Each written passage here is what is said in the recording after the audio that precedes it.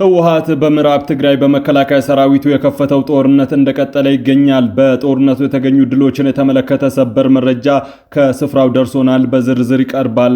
አቶ ጌታቸው ረዳ በምዕራብ ትግራይ ተፈናቃዮችን በኃይል ወደ ቀያቸው ለመመለስ በሚል የተከፈተውን ጦርነት በተመለከተ እጅግ ወሳኝ ሚስጥራዊ መረጃ አውጥተዋል። በመረጃ ሰዓታችን እንመለከተዋለን።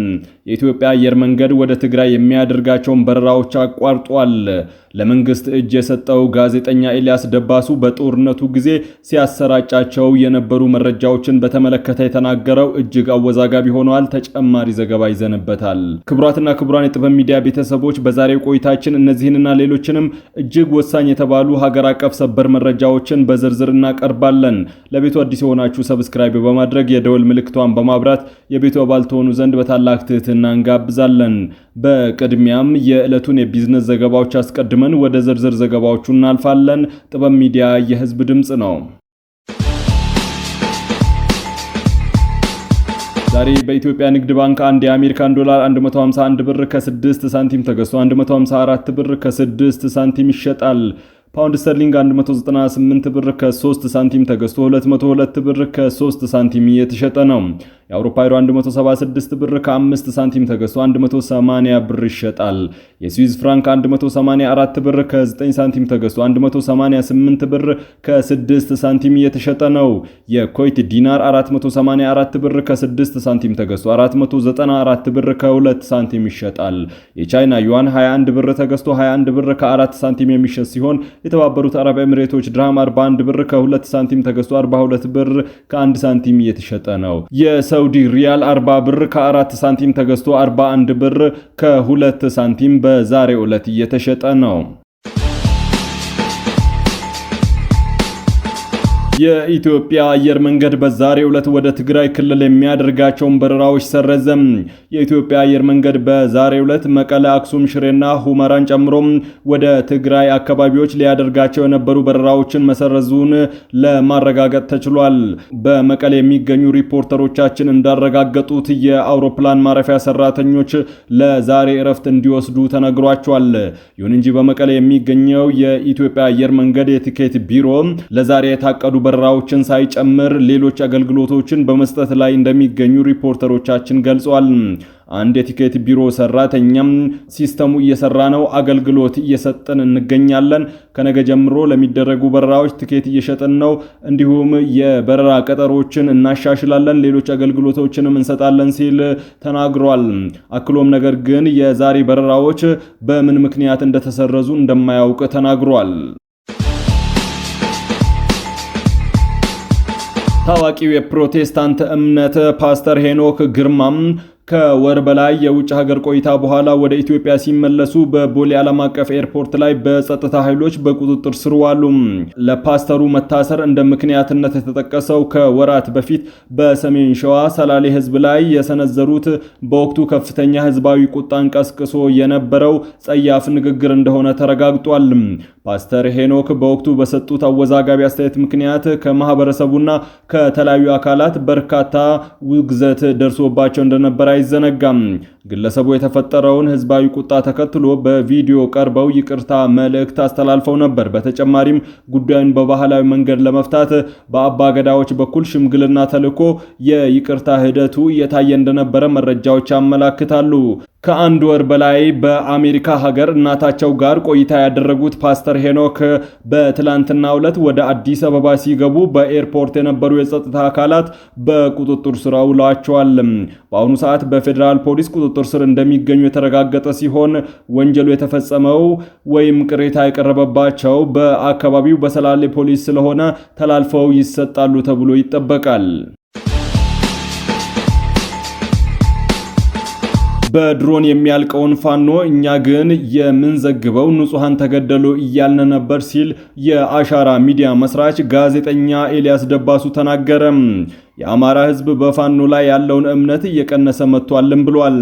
በቀጣይም ፋኖ በዚህ አቋሙ ከቀጠለ ህዝቡ ማየት አይፈልግም ብሏል። ስንቱን መከላከያ ሰራዊት ገድለነዋል፣ አሁን በህይወት ያለው እኛ ከገደልነው ያንሳልም ብለዋል። ጋዜጠኛው እንዳለው አብዛኛው ታጋይ የፖለቲካን ሀሁ የማያውቅ አማራ ብሎ የወጣ ነው። እኔ ማዝነውም ለነሱ ነው ብሏል። እኔ እጅ የሰጠሁትም ትልቁ ዓላማና የቀጣይ ስራዬ እነሱን መታደግ ነው ሲል ተናግሯል። አክሎም ጋዜጠኛው የውሸት ዘገባ ነበር የምንሰራው፣ ለምሳሌ ጀነራል አዲሱ መሐመድን በሰበር 4 ጊዜ ገድለነዋል፣ ዶክተር አብዱ ሁሴንና አረጋ ከበደን በሌሉበት ከግድያ ሙከራ መለጡ በማለት የሰራሁት ፕሮፓጋንዳ አሁንም አሳፍሮኛል፣ አሸማቆኛል ሲል ተናግሯል።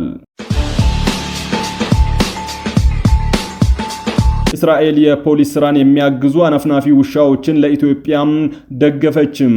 የኢትዮጵያ ፌዴራል ፖሊስ በአደገኛ እጽ ቁጥጥር የፖሊስ ስራውን በከፍተኛ ደረጃ የሚያግዙ አነፍናፊ ውሻዎችን ከ9 ከእስራኤል ፖሊስ በድጋፍ ማግኘቱን አሳውቋል። በተቋሙ የወንጀል መከላከል ጠቅላይ መምሪያ አዛዥ የሆኑት ምክትል ኮሚሽነር ጀነራል መላኩ ፈንታ ድጋፉን አስመልክተው ባስተላለፉት መልእክት አነፍናፊ ውሻዎቹ በቦሌ ኢንተርናሽናል ኤርፖርት በኩል ከተለያዩ የውጭ ሀገራት ወደ ሀገር ውስጥ የሚገቡና የሚወጡ አደገኛ እጾችን ለመከላከልና ዝውውሩን ባደገ ሁኔታ ለመቆጣጠር እንደሚያስችሉ ተናግረዋል።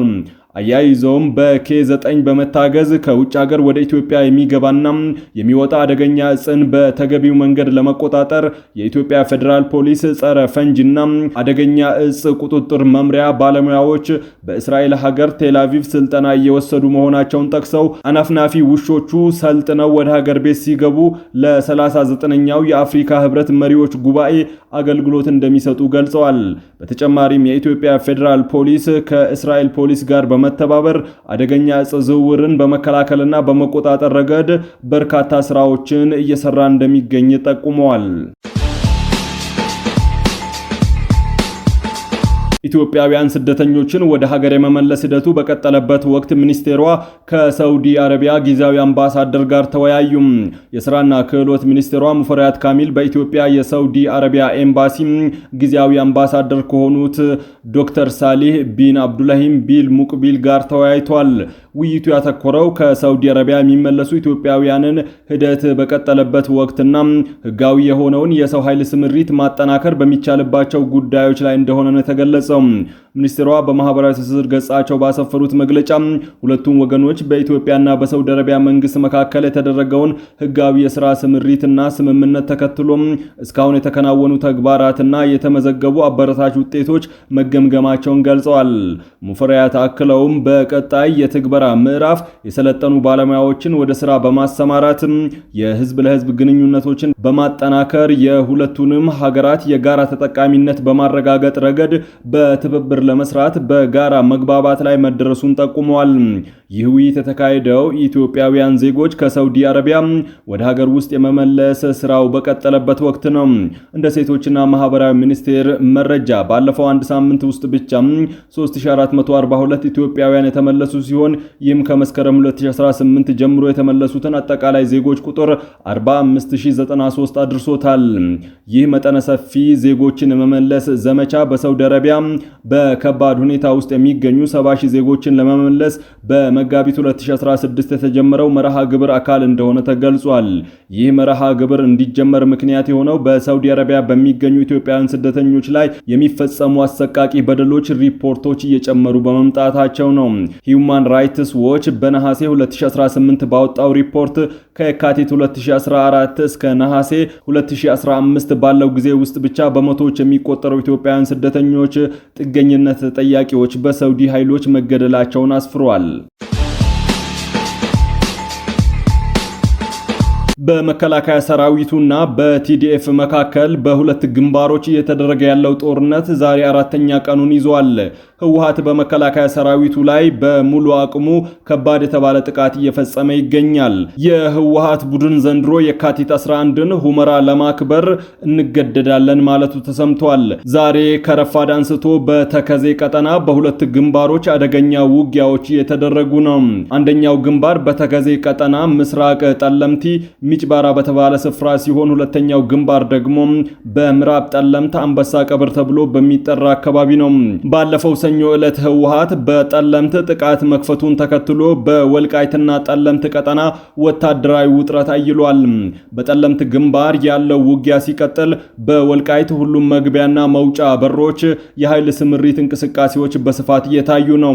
የህወሓት ኃይሎች ከትላንት ምሽት አንስቶ ተጨማሪ ክፍለ ጦሮችን ወደ ወልቃይት እያስጠጉ እንደሆነ ከስፍራው የሚገኙ ባልደረቦቻችን መረጃ ያመላክታል። ከዚህ ባለፈም ቡድኑ ረጅምና መካከለኛ ርቀት መወንጨፍ የሚችሉ መድፎችን ወደ ተከዜ ቀጠና አስጠግቷል ሲሉ ባልደረቦቻችን አደረሱን መረጃ ያመላክታል።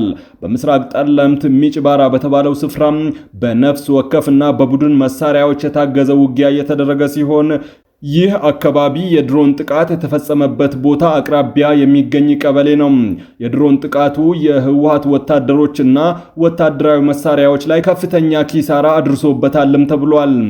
ከዲማ እስከ ተከዜ ባሉ የትግራይ ክልል ትዩ ስፍራዎች ላይ ያለው ትኩሳት ከዕለት ወደ ዕለት እየጨመረ ሲሆን መጠነ ሰፊ ውጊያም የመቀስቀስ እድሉ ከጊዜ ወደ ጊዜ እየጨመረ መጥቷል። የተከዜ ዘብ የተባለው ታጣቂ ኃይልም ወደ ተከዜ ወንዝ ማቅናቱ ታውቋል።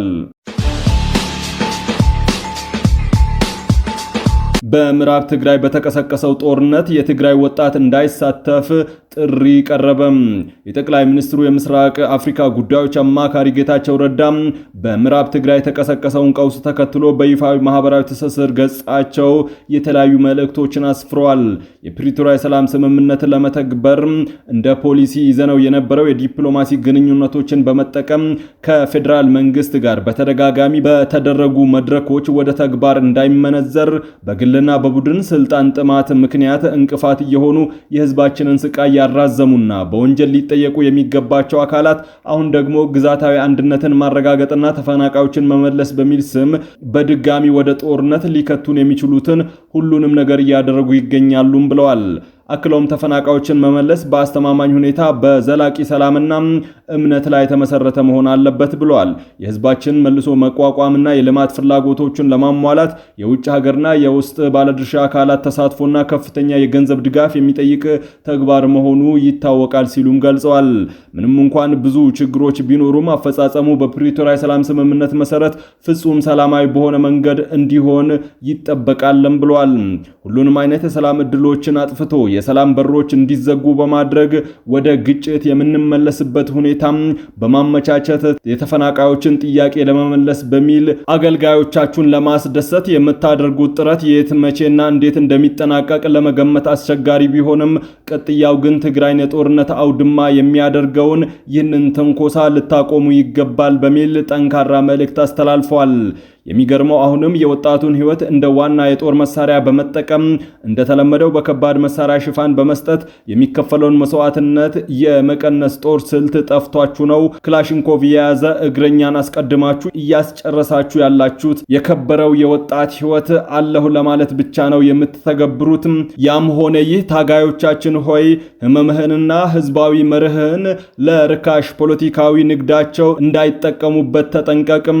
በታገልከበት እና በከፈልከው መስዋዕትነት የተፈረመውን የፕሪቶሪያ ሰላም ስምምነት የፖለቲካዊ ልዩነቶችን በሰላማዊ መንገድ እንዲፈቱ የሚያስችል መድረክ መሆኑን ተረተ ተጨማሪ ከንቱ መስዋዕትነት አትክፈል በማለት ተቃውሟቸውን አሰምተዋል። መስዋዕትነትህን ደጋግመው ያረከሱ የፖለቲካና ወታደራዊ መሪዎች አሁንም የወጣቶችን መስዋዕትነት መሰረት ያደረገ ከጦርነት በታች ያለውን ውጥረት ወደ ሙሉ ጦርነት ለመውሰድ የጀመሩትን ትርጉም አልባ እንቅስቃሴ እንዲያቆሙ የሚቻልህን ሁሉ አድርግ ብለዋል። በራሳቸው የለኮሱትን እሳት ራሳቸው ይሙቁ ሲሉ መልእክታቸውን ጠቅልለዋል። ክቡራትና ክቡራን የጥበብ ሚዲያ ቤተሰቦች ለሰዓቱ የያዝናቸው ዘገባዎች በዚያ አብቅተዋል። ከኛ ጋር በመሆን መረጃን ከጥበብ ስለተከታተላችሁ ከልብ አመስግነን ተሰናበትን። ለቤቱ አዲስ የሆናችሁ ሰብስክራይብ በማድረግ የደወል ምልክቷን በማብራት የቤቱ አባል ትሆኑ ዘንድ በታላቅ ትህትና ጋብዘን ተሰናበትን። ሰላም።